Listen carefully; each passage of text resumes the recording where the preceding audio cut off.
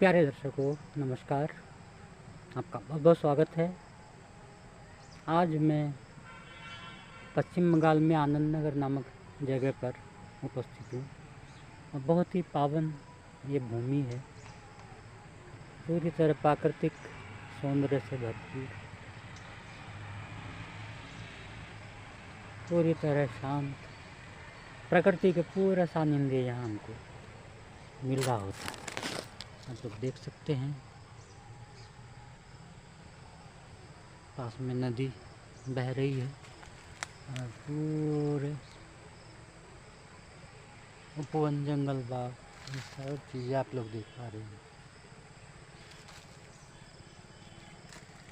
आज हम बात करेंगे एक बहुत महत्वपूर्ण सिंड्रोम, बुलिमिया सिंड्रोम, और उसका होम्योपैथिक ट्रीटमेंट क्या हो सकता है, इसके बारे में बात करेंगे। मित्रों, बुलिमिया सिंड्रोम ज़्यादातर जानवरों में पाया जाता है। जानवरों में उनको निश्चित नहीं होता है कि उनको आज खाना मिल गया तो शाम को मिलेगा या नहीं, या कल मिलेगा या नहीं। इसलिए जब उनको खाना मिलता है तो बहुत ज़्यादा भरपूर मात्रा में उसको ग्रहण कर लेते हैं और फिर धीरे धीरे वह उसकी डेली नीड में काम आता रहता है। अगर उनको 2-4 दिन तक भोजन नहीं मिलता है तो वो उसको स्टोर करके रखते हैं।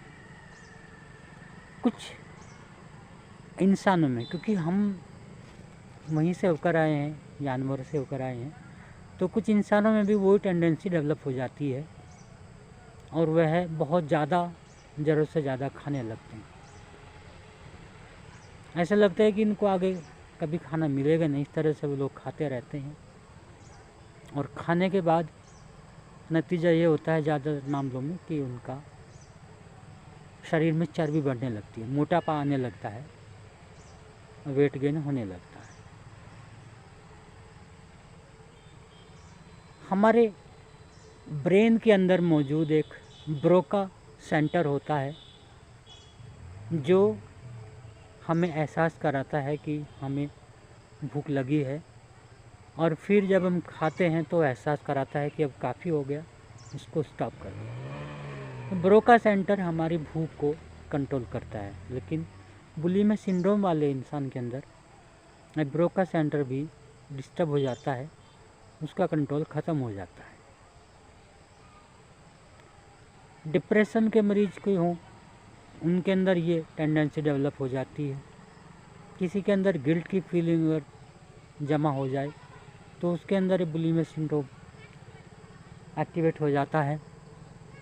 कुछ दवाओं के अब्यूज़ से, ज़्यादा मात्रा में दवाई खाने से भी बुलिमिया सिंड्रोम एक्टिवेट हो जाता है।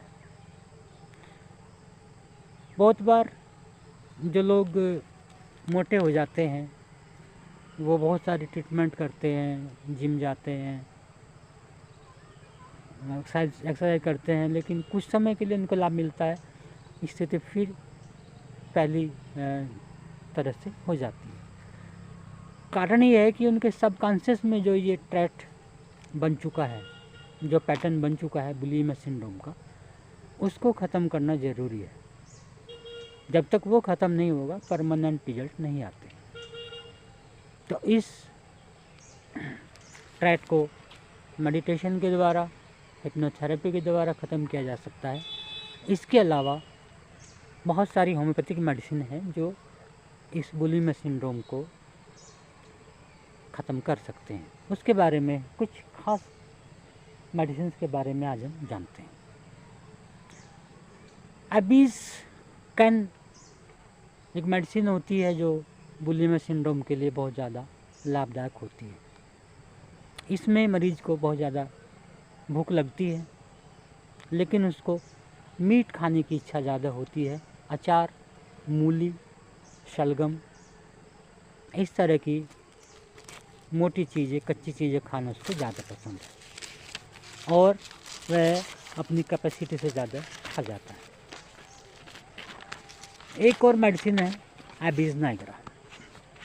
एबीज नाइगरा का स्पेसिफिक सिम्टम है कि सुबह के समय उसको बिल्कुल भूख नहीं लगती। आप कितना भी इसको कह लीजिए, नहीं खाएगा, लेकिन दोपहर में और रात में वह कई दिनों की कमी पूरी कर लेता है।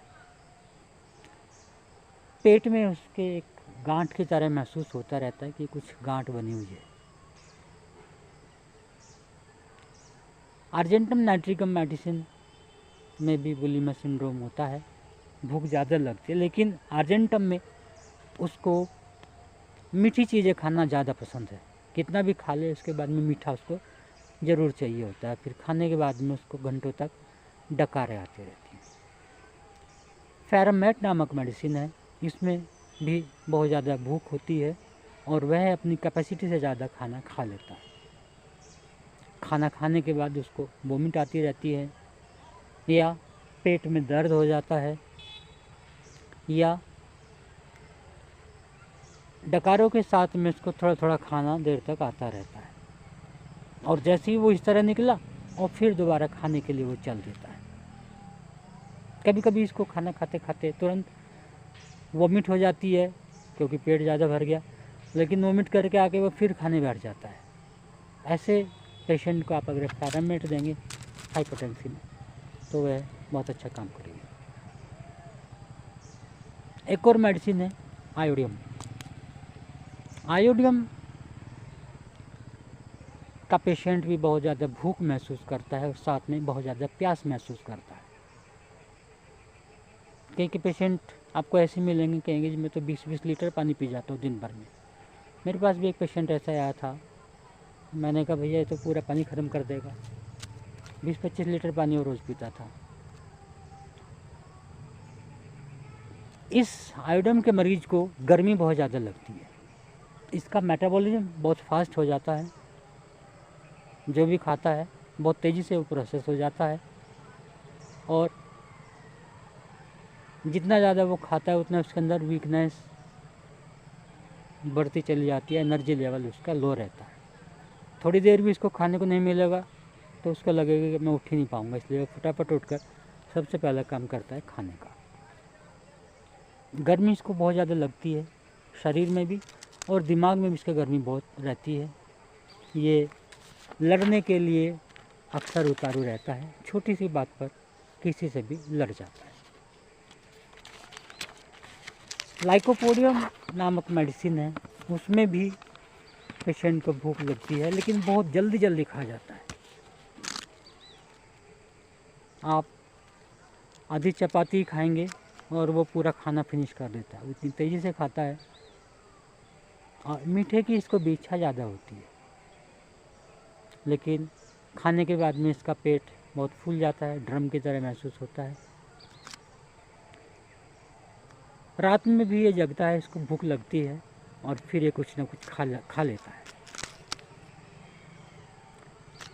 कॉन्फिडेंस की लाइकोपोडियम पेशेंट के अंदर कमी होती है, और ये है गर्म चीज़ें खाना ज़्यादा पसंद करता है। खाना भी गर्म चाहिए इसको, पानी भी गर्म चाहिए, ठंडा इसको पसंद नहीं है। पेट्रोलियम एक मेडिसिन है, उसमें भी इसी तरह के सिम्टम है। पेट्रोलियम में उसको आमाशय में दर्द महसूस होता है जैसे ही वो खाली हो जाता है, और खाने के बाद उसको आराम मिलता है, तो इसलिए वो कुछ ना कुछ खाता रहता है। इसका मरीज भी रात में सोने के दौरान भूख महसूस करता है, वो उठता है, कुछ ना कुछ उसको खाने को ज़रूर चाहिए। वो पहले ही इंतज़ाम करके रखते हैं कि रात में मेरे लिए कुछ खाना बचा होना चाहिए। पेट्रोलियम का पेशेंट फैट फूड को पसंद नहीं करता है, मीट को पसंद नहीं करता है। एनाकार्डियम नामक मेडिसिन है, उसमें मरीज जैसे ही खाना बंद करता है, इसका खाना डाइजेस्ट होता है, तो उसको पेट में खालीपन महसूस होता है, और उस खालीपन को भरने के लिए वह खूब सारा खाता है।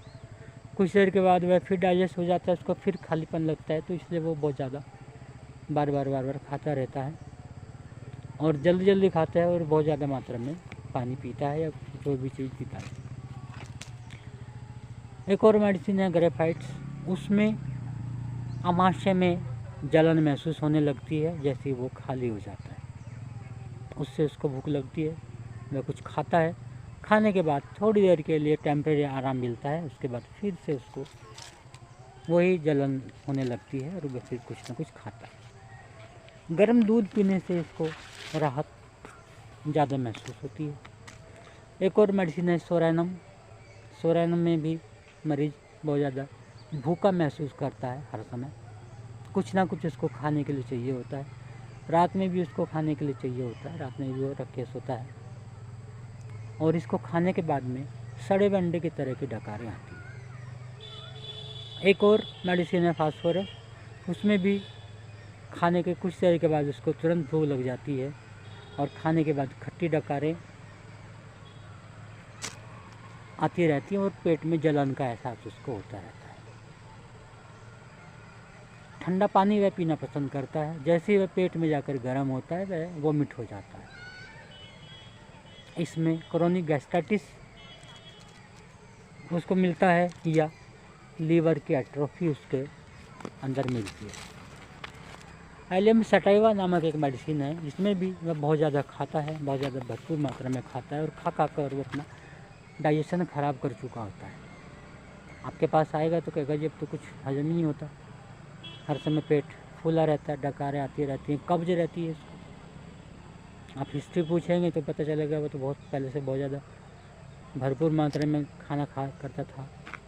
ऐसे पेशेंट को एलियम सटाइवा देंगे तो धीरे धीरे उसका वो गैस्ट्रिक डिस्टर्बेंस ठीक हो जाएगा। सिकलकोर नामक मेडिसिन है, उसमें भी भूख बहुत ज़्यादा होती है, लेकिन सिकल का मरीज एसिड खट्टी चीज़ें पसंद ज़्यादा करता है, अचार उसको खाना पसंद है। इसको प्यास भी बहुत ज़्यादा लगती है जो बुझती नहीं है।